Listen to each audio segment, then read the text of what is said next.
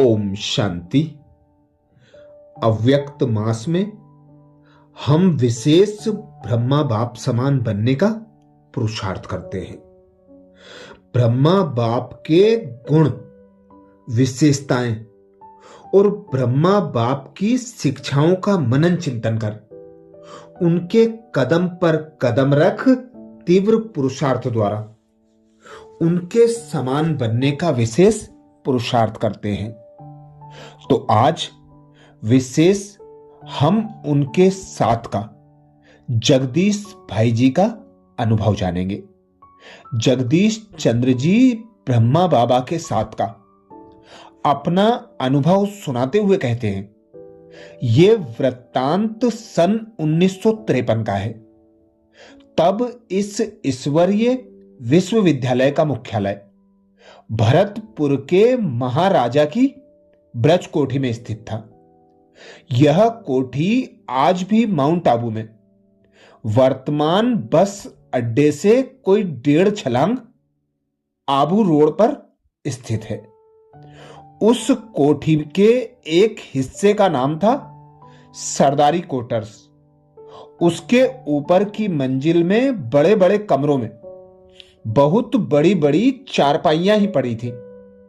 एक दिन की बात है कि रात्रि को बाबा उस कमरे में लेटे हुए वे ईश्वरीय जीवन, ईश्वरीय ज्ञान इत्यादि की मीठी मीठी बातें हम 5-7 उपस्थित जनों से काफी देर तक बड़ी सहृदयता से और बड़े वात्सल्य से करते रहे थे। उन बातों से आत्मा को बड़ा सुख अनुभव हुआ और उनको सुनते सुनते योग में ऐसी स्थिति हुई कि मन करता था श्रीमुख से यह चर्चा होती रहे, ताकि ये आत्मा आज पूर्णतः धुलकर योग की उच्चतम पराकाष्ठा का पारावार पाले। इतने में ही जो वरिष्ठ बहनें मेरे साथ बैठी थी, उन्होंने कहा, जगदीश भाई अब चलो बाबा को आराम करने दो, काफी देर हो गई है।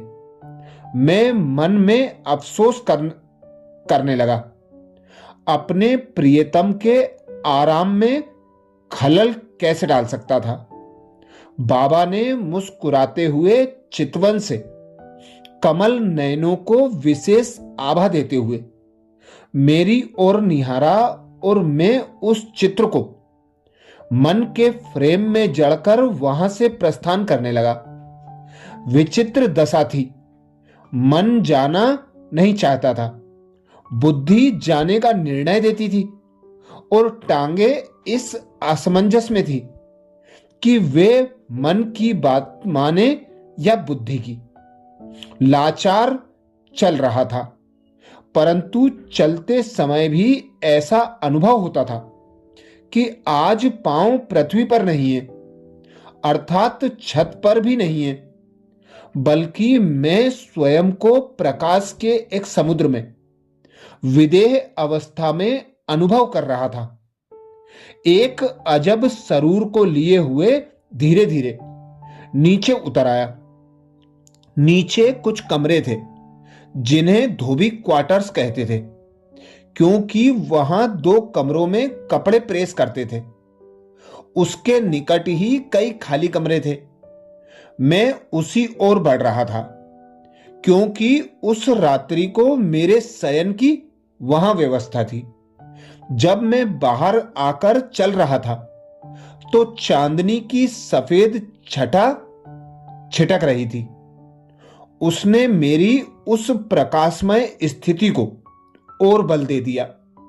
इतने में मैं अपने कमरे तक आ पहुंचा। यहां आकर कुछ देर अपनी चारपाई पर इसी मस्ती में बैठा रहा, क्योंकि उस स्थिति में नींद का तो नाम ही नहीं था। आखिर कब तक बैठा रहता। उसी कमरे में मैं वहीं लेट गया। अपनी आंखों और अपने कानों पर एतबार भी नहीं हो रहा था, परंतु बाबा की वह तस्वीर भुलाए नहीं भूलती थी। उस मौन चित्र से मेरे मन में ऐसे आवाज आती कि बच्चे, ये तुम्हें विदा कर रहे हैं, तुम इन्हें जाने दो और अभी तुम भी चले जाओ, फिर मैं तुम्हारे पास आऊंगा। बस यही अव्यक्त आवाज भीतर के कानों में गूंजती रही। वही मुस्कान भीतर की आंखों के सामने आती रही और वही बंद होंठ कुछ बोलते हुए सुनाई देते रहे और वही नयन कुछ इशारा करते हुए महसूस होते रहे।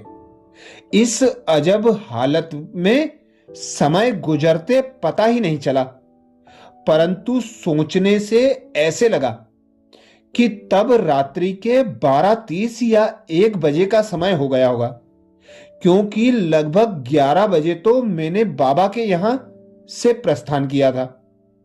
इतने में देखता क्या हूं कि अकेले बाबा उस कमरे में मेरे सामने आ खड़े हुए हैं और प्यार से पुचकार कर कह रहे हैं, क्यों बच्चे, नींद नहीं आ रही है?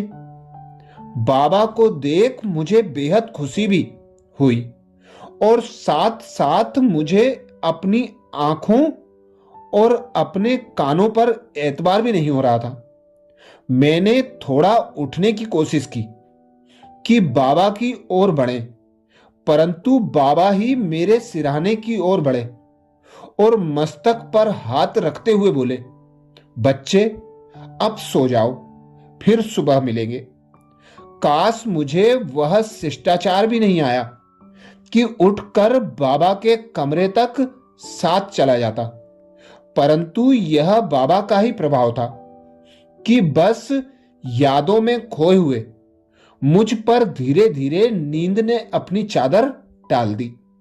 बस इसके बाद जब प्रातः उठा तो रात का वो दृश्य फिर याद आ गया और मैंने सोचा कि हमारे बाबा शिव बाबा के माध्यम होने से दोनों किस प्रकार हमारी याद से अपनी याद के तार जोड़े हुए हैं और किस प्रकार वह करुणाकर एक नाचीज बच्चे को याद करने पर उसके प्यार की डोरी से खिंचे चले आते हैं और अपने वरद हस्तों से उसे दुलार देकर सुलाते हैं।